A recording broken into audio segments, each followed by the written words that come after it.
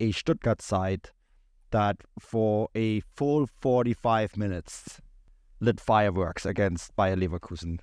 And actually played a Leverkusen side that, you can make an argument is maybe the best team in European football, or has been for large stretches, right?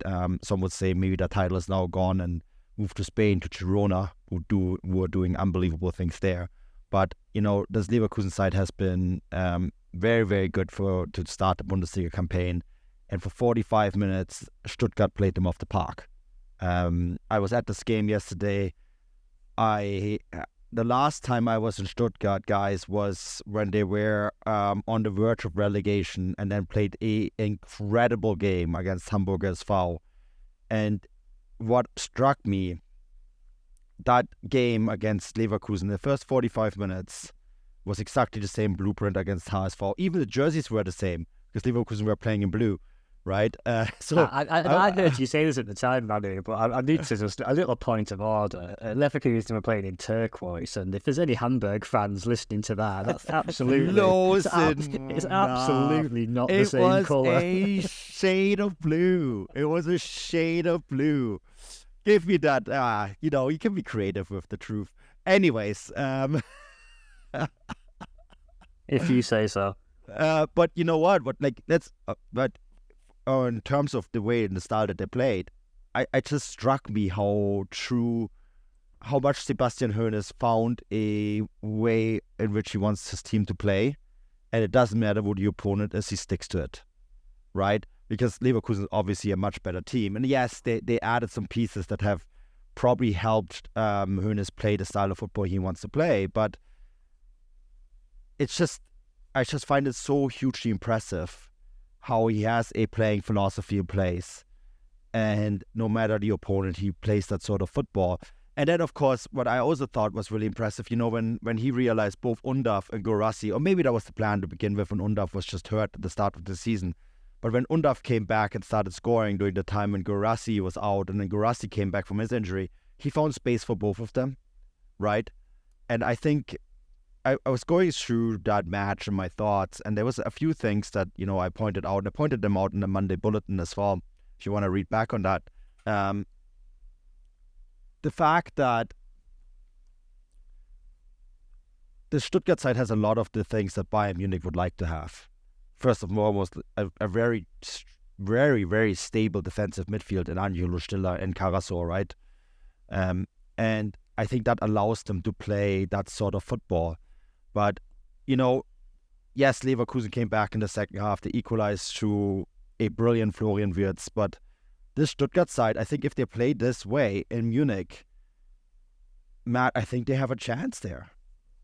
Absolutely. I think for the first time this season, Leverkusen were faced with not just an aggression in opposition pressing, which they struggled to handle, but I think perhaps more importantly, a team who could not just press so aggressively and so consistently across the pitch and win the ball so high, but also have the sheer numbers and the sheer quality going forward to actually capitalise on that and really not just win the ball, but create serious chances out of it. I think, particularly in the first half, Leverkusen had Lucas Radetzky in goal to thank that it wasn't 2-3 or perhaps even 4. The reason for that is one you just touched on yourself, the fact that Sebastian Hoeneß has managed to find a role in the team, not just for a Guirassy or a Dennis Undav as a bit of a backup, but for both. And then, if need be, as was in the second half, to bring on the likes of Silas off the bench. And I think, as we've seen this season down the left, Chris Furvish has been, for me, one of the absolute revelations of the season in the entire league altogether. So I think that was, I think that was key. Probably the first time that Leverkusen faced that intensity, and also against a team who could really capitalise and do something once they won the ball in dangerous positions. It's hugely impressive. I think that it's just the entire philosophy and everything that's happening around Stuttgart. I spoke to the two coaches as well, and Stefan, I think you might find this interesting. Javi Alonso admitted at halftime that he got loud, and had to. He said he didn't have to yell, but he said he had to get a little bit louder. And then he said after the game, even though they managed to get the equalizer, but they dropped another 2 points. I think what hit bothered him that for 180 minutes, they were kind of held by an opponent, right? Dortmund did it to them, although they kind of played like a relegation candidate, not like a championship candidate. And now Stuttgart also managed to just hold them to quote-unquote 1 goal, right? And Alonso kind of hinted that after the game, that was something that he was concerned about and something that he will have to express, because there's tendencies, as he says, that he thinks he has to guide against. You spoke to him. How do you think he's going to do that? Yeah, I think it was such a fascinating test of, the kind of Xabi Alonso football that we've been seeing at Leverkusen this season, because not for the first time in the last couple of weeks, really. I guess we saw something similar against Dortmund. Obviously, Dortmund, scored early and then went very defensively, whereas, Stuttgart scored early and then kept attacking. But it was very much both a case of Leverkusen conceded early and then having to kind of work their way back into the game, or rather to exert their control over the game.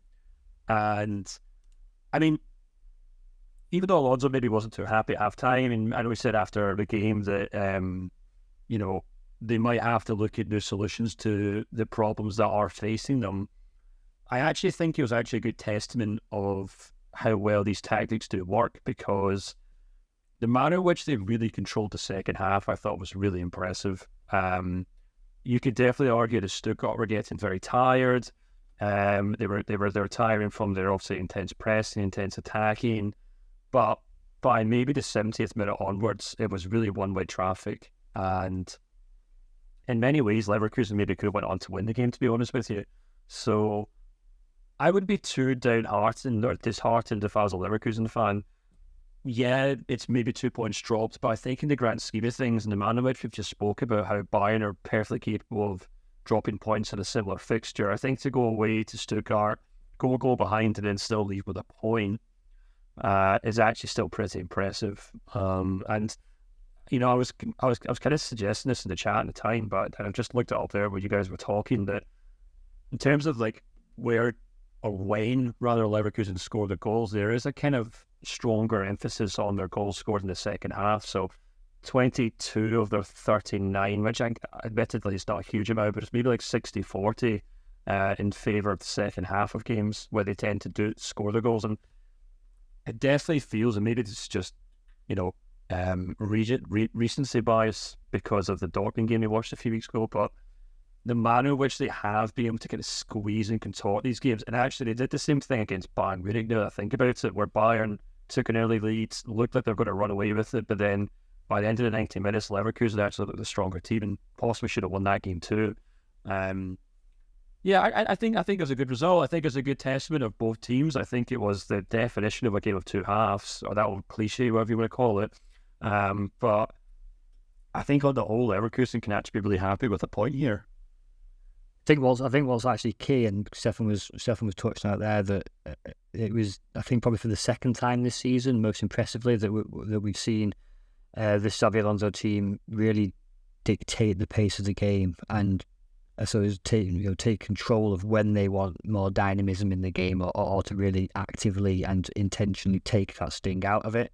I thought it was interesting to hear that, because I actually only saw the second half. So it's interesting to see that, or to hear that Alonso admitted that he got loud and with his team at half time. Having heard that, I think that makes the first 3 or 4 minutes of the second half a lot more logical, because they absolutely came out on fire, or at least in particular Florian Wirtz did. I think I turned on the game in the second half, having been doing other stuff, having seen people on social media and in some of our chats saying what a fantastic game it had been, and how furiously Stuttgart had come out at Leverkusen. I was thinking, okay, I'll have a bit of this. Fancy watching the second half of this. And the way that particularly Florian Wirtz started making this in the first 2 minutes of the second half, he had that solo run / sort of bulldozer run through the middle of the park, where he dribbled and battled his way past 3 or 4 Stuttgart defenders, and then 2 minutes later he's got on the end of Victor Boniface's cross to equalise. So he's taken the second half really, really by the scruff of the neck. But then I actually thought it doesn't make it a bad second half, but it absolutely wasn't what I'd been hearing from people from the first half, because the dynamism and the sting and the aggression and the pace really seemed to have been, I thought, taken out of the game massively. And I think on balance, that I didn't think at the time, but I actually think that's to Leverkusen's credit and to Xabi Alonso's credit that they've done that. I don't think it was their most offensively impressive half of football that I've seen from this season. I don't think it was. I didn't get the impression that they were moving the ball as quickly as they normally do, that they were so quick in transition as they normally are.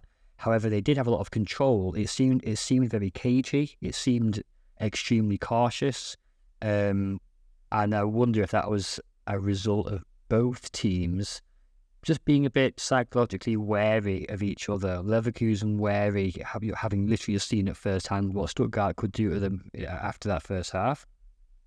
And perhaps Stuttgart, having then seen the way Leverkusen came out and equalised so quickly, also withdrawing a lot into their shell, which is, again, not a criticism of either team. But I thought demonstrated a tactical maturity perhaps of both teams, but particularly from Leverkusen, to be able to dictate the extent to which they inject some dynamism into the game or take it out. And we saw that in Munich as well. That's also how they managed to silence the crowd and get some control over that game after going behind early. And yeah, I thought a similar effect was at play here. 1-1 is a good result. I think, again, it's beyond their control, but you probably think, given the way other results went, given that the Bayern lost and the Dortmund lost, that perhaps both sides, given the way the game went, would have probably preferred, obviously preferred 3, but 3 points would have been even more important given other results. But there's still a long way to go. So it really was an interesting game, and definitely a game of two halves, but tactically of quite a mature level. Yeah, so Stuttgart's XG after the first half was 3.05. And Hoeneß did lament after the game that they should have probably wrapped the game up in the first half, right? They were more than capable of scoring 3 goals in the first half. And I don't think Leverkusen would have come back from that, right? I have to sense that to some extent Guirassi's golden form has come to an end. There was a chance that he would have probably buried when he was on that hot streak. Right, so it's gotten a little bit more difficult for them to score goals, although, they still have Führich, which, of course, he was the goal scorer, and Undav is in good form as well. But, that XG, not converting that XG into more goals in the first half is essentially what cost them, I think, the 3 points there. And then Hoeneß admitted that based on how the second half went, it was a more than deserved draw because of the way Leverkusen essentially came back and scored the equalizer right away. What struck me, and I think this makes them both teams so very different than Bayern Munich, is that they're so capable of controlling the midfield, even if they're playing against an opponent that is dominating them in other areas. And that's actually, I think, essentially why the game got shut down the last 20 minutes. Is because in Karasor and Stiller, Stuttgart have 2 central midfielders that can, add that necessary compactness in midfield that allows them to kind of stem the flow of an opponent. And then Leverkusen, of course, can do exactly the same thing with Xhaka and Palacios. And I think that is really the difference here maybe between those 2 teams and other top teams in the Bundesliga at the moment. I'm thinking about Bayern, Dortmund, and maybe even Leipzig at times, right? That are more than capable of playing that fluid attacking style, but just don't have that hold of the center of the park.